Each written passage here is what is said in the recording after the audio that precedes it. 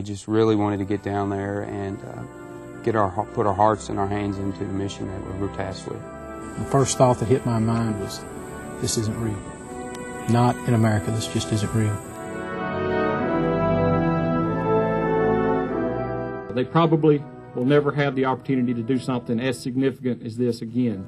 I'm as proud of this group of folks here as I ever have been anybody.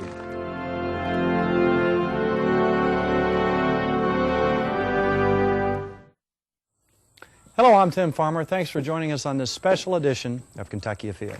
Tonight, we like to pay special tribute and welcome home our law enforcement officers who just returned from the floodwaters in New Orleans. But first up, Charlie Baglin takes us to the beginning of what has become one of America's worst natural disasters. Wednesday, August 24th. As the storm gathered energy, a hurricane warning is issued for the southeast Florida coast. It's imperative at this time, please get off the roadways.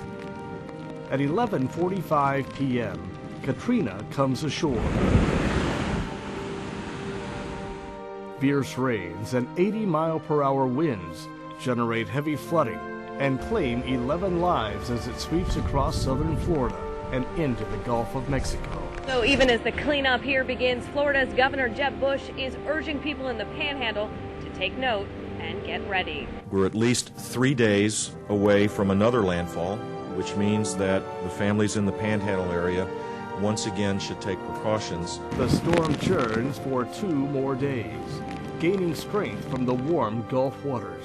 I wish I had better news for you, but we are facing a storm that most of us have feared. At dawn's early light, Sunday, August 28th, Katrina hits the U.S. for a second time just east of New Orleans. It's devastated. Houses destroyed. Everything around here that went through Camille is gone now. For hours, the Crescent City, Gulfport in Biloxi, Mississippi, and Mobile, Alabama, bear the brunt of a Category 4 hurricane. Don't expect to be too optimistic when you come back to your homes in Gulfport and Biloxi and along the beach in Bay St. Louis. There's a lot of devastation. And if this wasn't trouble enough, New Orleans was hit with a second catastrophe. The levee wall, which contains Lake Pontchartrain at the city's northern border, breaks in 2 areas. As one newspaper said of Katrina, this is our tsunami. No one was prepared for what would lie in its wake. This is the downtown Biloxi area. It looked like the storm surge came all the way through this area. That was Highway 90. The integrity of the highway's been washed out from underneath, and it is pretty much destroyed.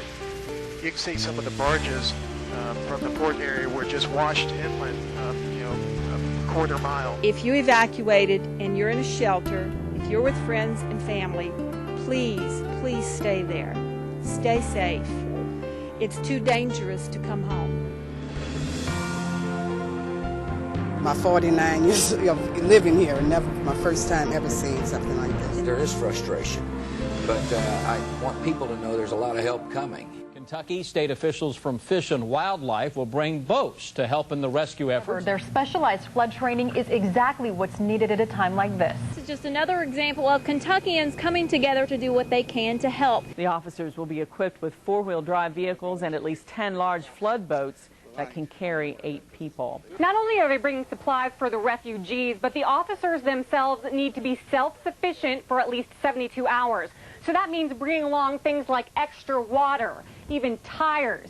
Who could forget toilet paper, chapstick, and of course, ammunition. And you are looking live at a picture from Frankfort, Kentucky, where Fish and Wildlife officials are among those preparing to leave for New Orleans tonight. The crew is expected to arrive tomorrow night. As soon as the hurricane hit, we knew there would be potentially a call for help, and on Tuesday we made contact with Louisiana Game and Fish, talked with their Secretary of their Marine Resources down there, and offered our assistance.